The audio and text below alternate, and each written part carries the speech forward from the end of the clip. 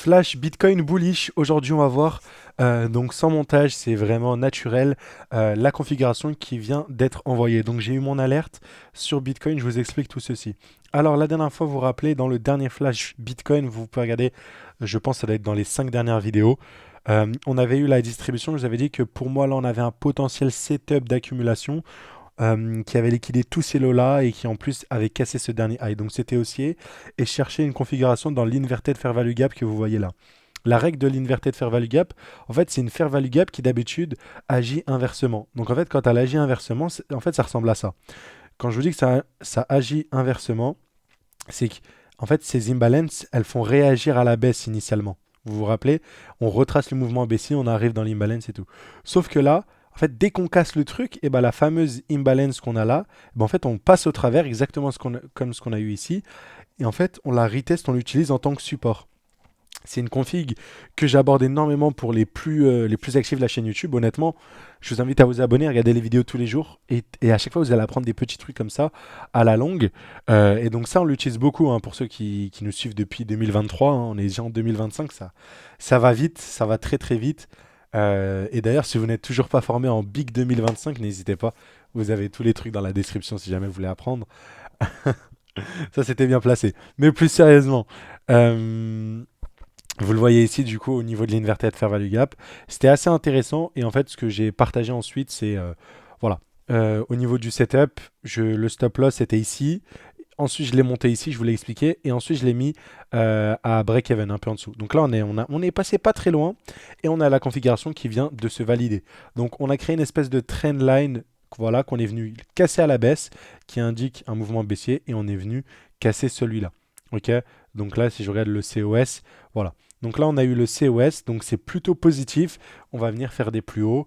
Et voilà. Et après ce COS-là, j'attends à ce qu'on vienne casser celui-là. Et là, ce sera haussier. Et comme d'hab, moi, la target, c'est au moins récupérer l'imbalance ici. C'est high là. Récupérer, recharger ici, entre guillemets, voire monter jusqu'à ces niveaux-là. Vous avez le petit code promo aussi pour ceux qui veulent rejoindre le groupe Les Signaux. Donc ça, c'est ce qu'on a au niveau de BTC. Après, tu vois, c'est des trades qui sont dans le week-end, etc. Donc c'est pas intéressant. C'est pas des trades que je partage dans le groupe Les Signaux. Je partage avec mes élèves en cas de, en fait, de telle sorte à ce que ce soit un cas pratique, mais sans plus, quoi. Il n'y a pas, voilà quoi. Donc on a eu le COS. Donc pour moi, cette alerte-là, c'est pour ça que je tourne la vidéo dès à présent. C'est un signal bullish. Ok, l'accumulation vient d'être validée. Donc je pense qu'on va venir au moins chercher ce high là, tout simplement dans les prochaines heures, prochaines journées, d'ici lundi, mardi, je pense. Même avant en fait, peut-être d'ici la fin du dimanche à début du lundi, tout simplement. Si je me mets le doigt dans l'œil, bah, bien sûr, on va casser ce lot-là et, et celle qui sera là qui me fera sortir. Et bien sûr, bah, là, il y a de fortes probabilités qu'on vienne attaquer ces niveaux-là. Et si jamais on casse celui-là, on ira faire, selon moi, des plus bas. Voilà, voilà. Donc voilà, très très content. On va attendre que la bougie clôture. La bougie se termine dans 22 minutes.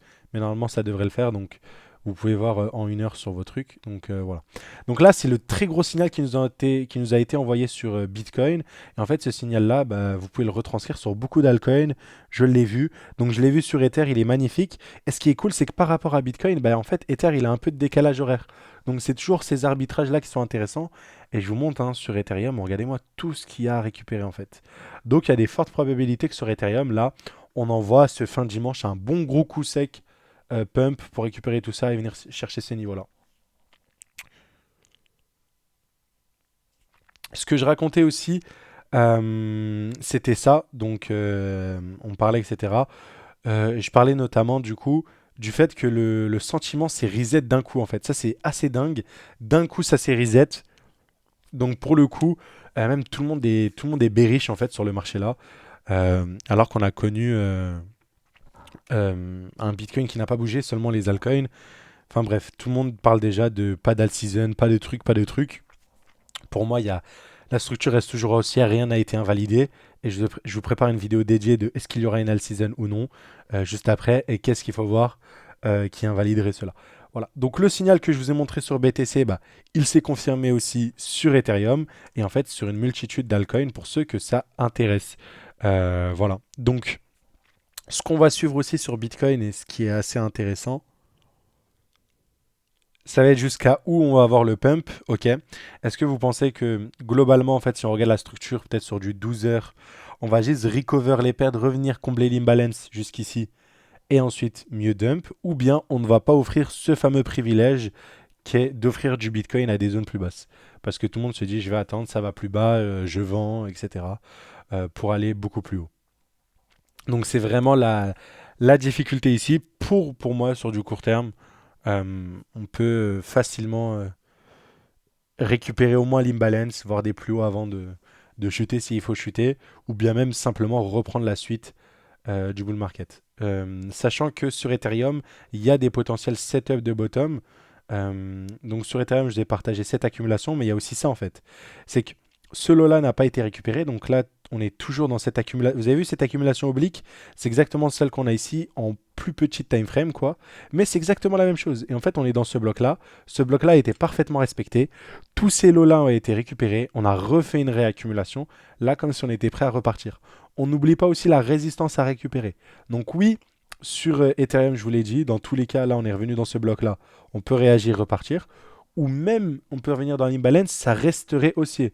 Le vrai, le vrai niveau, ce serait celui-là où il faudrait s'inquiéter, ou se dire, bon, bah là, on peut retracer plus bas.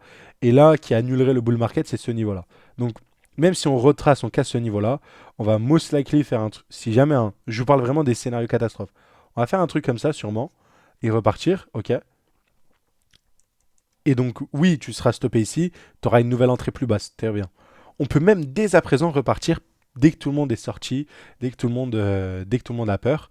Voilà. Demain, je ferai aussi des métriques selon moi. Pourquoi j'ai pas pris énormément de profit, notamment sur Ether, et j'ai même continué à accumuler. Tout simplement. Mais voilà, donc là, on est venu récupérer ce lot-là, on est revenu récupérer ces EQL, et on a créé cette trendline-là d'accumulation qu'on vient de liquider. Maintenant, le signal, encore une fois, à attendre, je pense, ce sera la cassure de ce niveau-là. Donc, si on est avant-gardiste, on peut la tenter maintenant.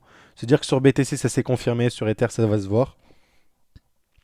Avec du coup le stop loss ici, voilà, si l'accumulation se valide et on va être avant-gardiste. Ne serait-ce que récupérer la FVG, comme ce qu'on devrait avoir sur Bitcoin selon moi, qui causerait du coup, si jamais on est bearish, le mouvement baissier, ou du moins il va faire démentir tout le monde, dans le sens où on va avoir le retracement et ensuite on va juste traverser la FVG, on va continuer la suite haussière, c'est possible aussi. Mais avant ça, pour moi, il y a au moins tout ça à venir chercher. Et dès lors que même on revient au-dessus de tous ces high-là, etc., même là, c'est intéressant de prendre des profits. Dans tous les cas, juste une position jusqu'à la FVG, on est sur un RR de 4. Et si on pense que le bottom a été touché, enfin le bottom local, hein, on s'entend bien, bah là, on peut aller chercher quand même une performance de RR, un RR de 15, ce qui est colossal. Donc voilà, c'était l'update que je voulais vous faire. Bitcoin qui nous envoie un signal haussier, ça fait plaisir. Et les altcoins qui suivent, donc on verra ça dans les prochaines heures.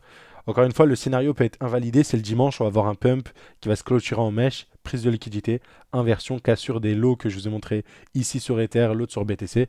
Et on va tous rentrer chez nous et on va casser le support. Ou du moins, ou sinon, j'ai eu le bon oeil bien avant-gardiste pour la suite de ce mouvement-là. Allez, je vous souhaite tous une agréable journée, à très très vite et on se retrouve demain. Ciao ciao.